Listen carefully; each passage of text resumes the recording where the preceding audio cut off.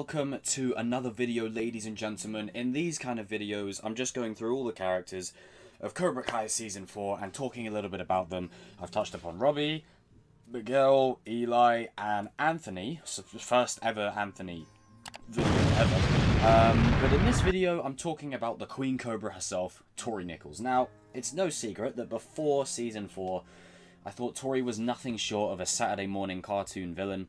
You know, where we all as kids would watch it on Saturday morning, and she would literally be not just the villain of the week, but it would end with her pretty much going, "This will never be over," and then, you know, the good guy wins, roll credits, next week, same thing. That's essentially all the vibe I got from her the last couple of seasons. And, you know, the tough thing for me is there has been potential in Seasons 2 and 3. There have been scenes that have been, you know, very detrimental to Tory's arc, i.e. the one where Kreese visits her, the one where Kreese deals with her landlord, the one where the landlord tries to make a move on her in some creepy fashion, and then working multiple jobs to, you know, provide for the family. But I always felt like there was something missing. There was something missing. We didn't have enough reason to root for her or to understand her current position. And this season absolutely delivered that.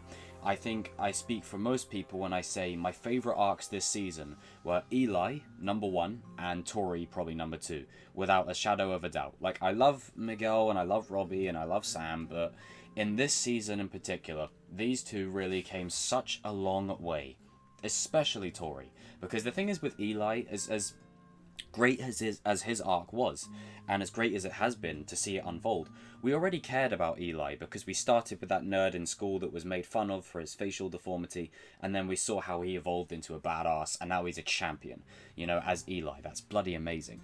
But with Tory, she's gone from literally a character that basically no one cares about at all to, I think, one of the best characters now in the show. I think the potential has now been unearthed. And I remember before Season 4 dropped, I did do a video saying why Tory is the show's hidden gem, and it's time to start utilizing that.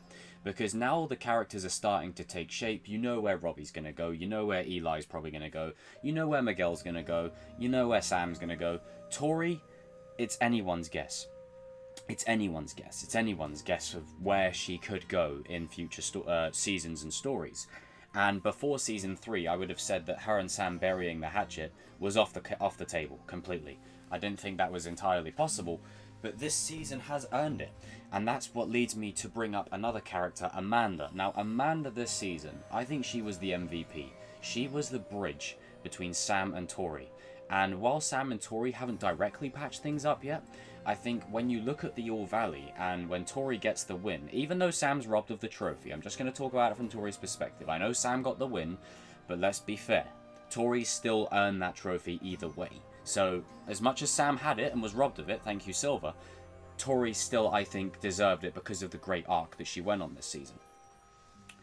The moment where she kicks Sam down and she walks up to... She doesn't go and collect the trophy and rub it in Sam's face. The first thing she does immediately is ask Sam if she's okay.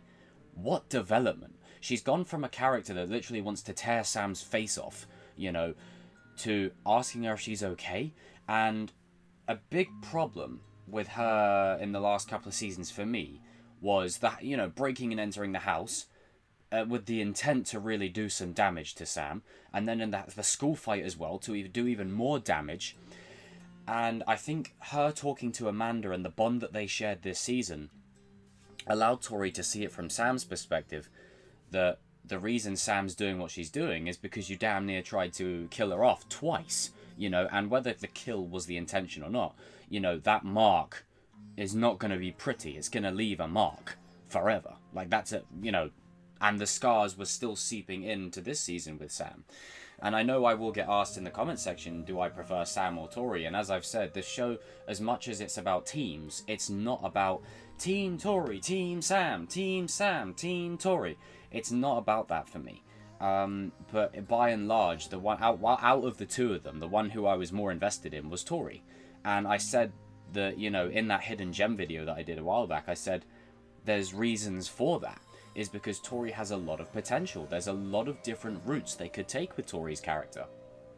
And I do feel like now the opportunity is there in season 5 for reconciliation, which is reconciliation for Robbie and Miguel to bury the hatchet, reconciliation for Sam and Tory to bury the hatchet.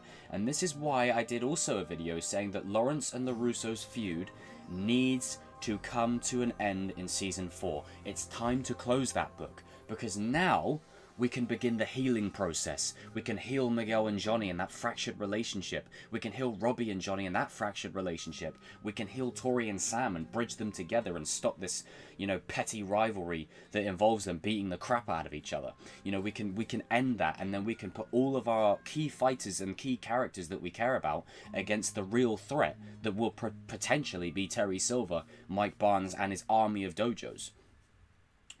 And that links to Kreese. Kreese in the All Valley didn't just, turn on Terry Silver and say, let her do what she wants just for the sake of it. Tory gave him the perspective of what he did to Johnny. And in that moment, he's like, let her do what she wants. And the score's building to that crescendo. It's amazing. I need to talk more about that scene. But it's through the perspective he gains while watching Tory. And what I love about Tory this season is she does start out the season relatively herself. What we expect. Saturday morning cartoon villain. And then as the episodes chip away, and again, this is where Amanda comes in, we get this great context and this great history through just a few lines of dialogue from Amanda. That even though Sam's Amanda's daughter, Amanda probably has more in common with Tory in her past life. And to hear that, not only did it drive it home for Daniel, but I think it was so important for us as well. Because it isn't just like, okay, Amanda feels sorry for getting her fired. Amanda understands Tory. She understands exactly what she's going through. And the story of Amanda saying that she took a baseball bat to her teacher's car, and all that kind of jazz, it allows you to see an insight into why people do these things. Now, I know we all want a bit more as to why she wanted to take out Sam. But I think, going forward, that's probably just going to be kind of glossed over a little bit. But I think for me, we've been given more than enough reasoning and an ample story as to why Tory is the way she is. And maybe that's just because I can understand it.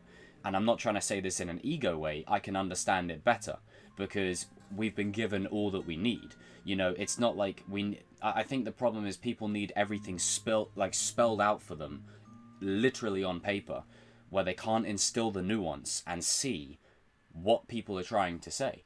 And Tory always had that potential, with the creepy landlord in season 3, working multiple jobs in season 2, it's always been there, but it's never really been harped upon until now.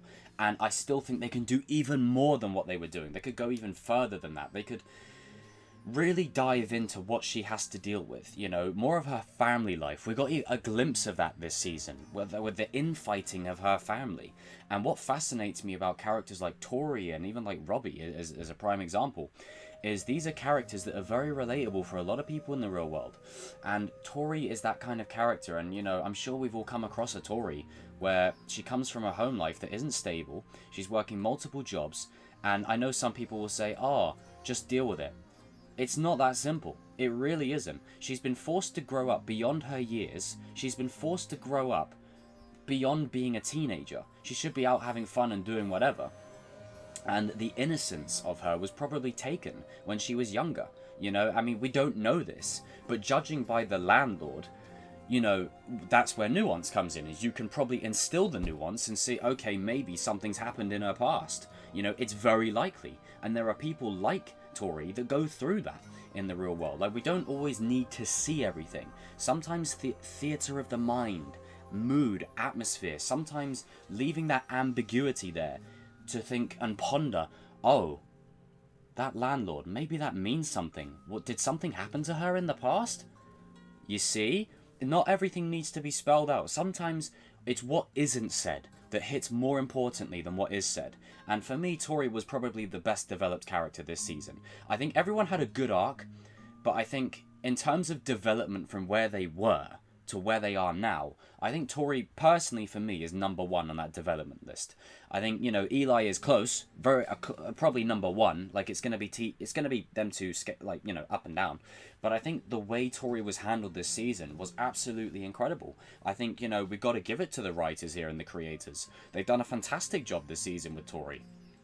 And it's not like she just started out the season a completely different character. She started out as we expected, and then as the season, she gets chipped away and chipped away and chipped away, and then you start to root for her more.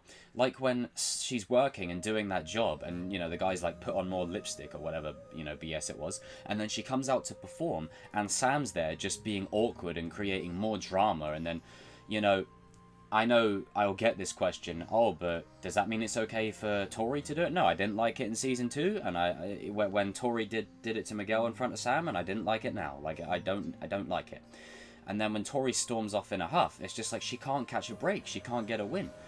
And, you know, I think a lot of the problems that come from people not liking Robbie and Tory is perspective. They don't have the perspective to understand these characters' point of view. Now, I will say this, her breaking into a house and trying to kill Sam in the school, that is done for dramatic effect. That's done for the show's sake and entertainment. No one's really going to do that in the real world. But what Tory is going through in the show, from A to B to C, and sorry, this is going to be a long video because I've got a lot to say on Tory. Tory's probably the character that I might talk about most because there's just so much that happens with her.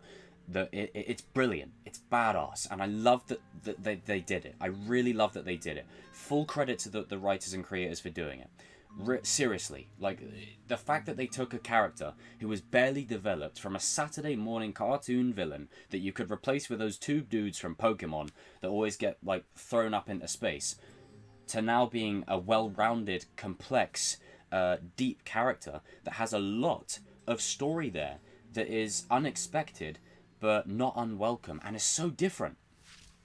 And, you know, I don't mean to say it like this, but I think a lot of people just, they want more from Tory, or they want everything spelled out because they just don't get it. You know, I think I speak only for myself here, where I've come across people like Tory who have had to literally do everything to survive. You know, she's protecting her brother, you know, who's probably got his own school life going on. You know, she's looking after her mum, who's basically on death's door, while she's got her family claiming money off of her mum, not helping her. She's working multiple jobs, and her education is suffering because of it. Now, some could say, why doesn't she just knuckle down? Because she can't. Because she cannot. There is a thing when you split your focus. You can only put your focus on X amount of things. And she's a leading champion at the karate dojo. That's another thing. She even says this herself in season 3. You know, if I could get back into the dojo, I would. But, you know, I'm working multiple jobs, trying to get my GED. Like, she's trying to do so much at the age of 17. 17 years old. Forced to grow up way beyond her years.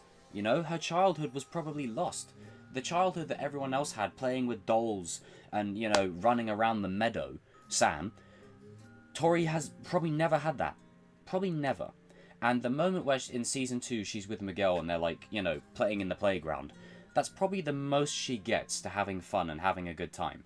And if you think back to when she was introduced in season 2, she wasn't an evil psycho.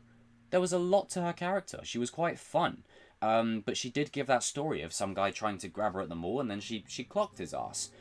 That's all the stuff that people like Sam haven't had to go through. Now, it doesn't mean they don't have to go, they haven't gone through it ever. I'm just saying in the broader perspective that Tory's probably had to deal with that consistently every other day for years. And I think this season really drove that home. And the season's even better for Tory because now it opens the door for her and Sam to bury their feud for good. And I think, and I remember, I think I saw something before season 4 where Peyton said that, you know, a redemption factor could be on the cards for Tory. Now that Kreese and Silver are odds, Robbie's come home, I think Tory will do the same. I think Tory will absolutely do the same. And then Johnny and Daniel will get reinstated for teaching because Silver fixed the bet. Silver fixed it, like he rigged it. And Tory's redemption is not just giving Sam the trophy and saying, oh, you're alright, LaRusso, and handing it over. It's the long-term stretch. She'll redeem herself over time. Same with Robbie. That's what I said. People think redemption is instantaneous because of Hollywood. You know, I'm just going to call it what it is. This is why I've always railed against Hollywood redemptions for ages. Because I feel like one act in sacrifice doesn't redeem someone all the time. Now, in Darth Vader's instance, yes, it does. But in someone like Hawk's instance, saving Dimitri was the start of his redemption. His true redemption was this season. This was his true redemption. And this is why I love that redemption angle to characters when it's built up over time, because then it feels like they've earned it. So even if Tory, for instance, gives the trophy back to Sam, that's not going to be the end of it. There's going to be more for her. This ends tonight!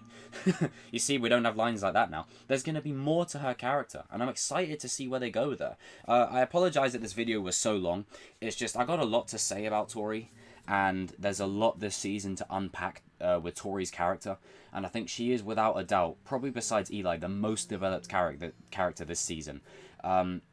Robbie had a great arc, Miguel had a great arc, Sam had a okay arc, but Sam for me was better in the final 2 episodes. The rest of the season, but Tory I completely, 100% understood more this season, and she's got a lot to make up for. Like, make no mistake, she still tried to damn near take Sam's face off, but I think the conversation and the bond with Amanda is how Tory was able to see that perspective, and it comes full circle in the All Valley when she only kicks Sam and she walks up to her and says, "Are you alright?" If that isn't character development, I don't know what is. And I like to stress this before I end the video.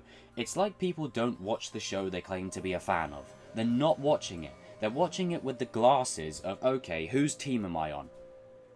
When the show isn't about that. I know it's like Team Cobra Kai, Team Eagle Fang, Team Miyagi-Do, but one thing this show has done is it's opened a dialogue for what the true enemy of everything is. It's life. As I said, that's why characters constantly switch between dojos, because they're trying to find their way. Sometimes you need a little bit of Cobra Kai in your life to stand your ground, hold fast, and kick someone's ass, and stand up for yourself. Sometimes you need a bit of Miyagi-Do to make sure you don't go too far that way, and you have a bit of balance. Or sometimes you need a bit of Eagle Fang just to have a bit of both. You know, I love it. It's great. Tory was well developed this season, in my opinion, and she can go even further the next season. This season has laid a great foundation for her to go forward, and, you know, a credit to Peyton List as well. Fantastic performance this season. But yeah, I've really enjoyed Tory's arc. I can't wait to see where she goes next, and there's a lot to digest, a lot to unpack with Tory's arc this season. So there'll be moments and scenes that I'll be talking about in terms of analysis, like the old days, because I know some of you guys really enjoyed those videos back when Season 3 was first coming out, so expect those. So essentially what I did for Robbie in Season 3, I'll be doing that for Tory this time. So, you know, I can't wait to be labelled a Tory fanboy or something next, you know. And again, that's another problem, is you just get labelled as a fanboy. Well, we're all fans of the same show, we're all nerds. Like, people think we're weird. I'm just saying, like, people think we're weird. You know? If you have this conversation with anyone else in the real world that isn't a nerd, they think you're weird. They think we're weird. So, let's just accept that we're weird. But yeah, Tory, well developed. Fantastic. Can't wait to see where she goes from here. Guys, jump in the comment section down below. Let me know if you agree with any of the points I've raised. Do you think they could expand even more on Tory? Do you want more development for Tory? Do you want more backstory? Do you want more of that home life? And I think you're going to see a lot of that struggle next season. They didn't bring her aunt in for that one scene for no reason at all. They're doing something with that. And I think that's going to be where Sam and Tory bond. And I think Miyagi-Do, I'm just saying, it could potentially help Tory. Just saying. Honestly, I think by the end of this show, everyone's just going to be on Miyagi-Do. Oh, that rhymed in a way. See you in another video soon, folks. And just because it's funny, this will never be over, LaRusso, you hear me?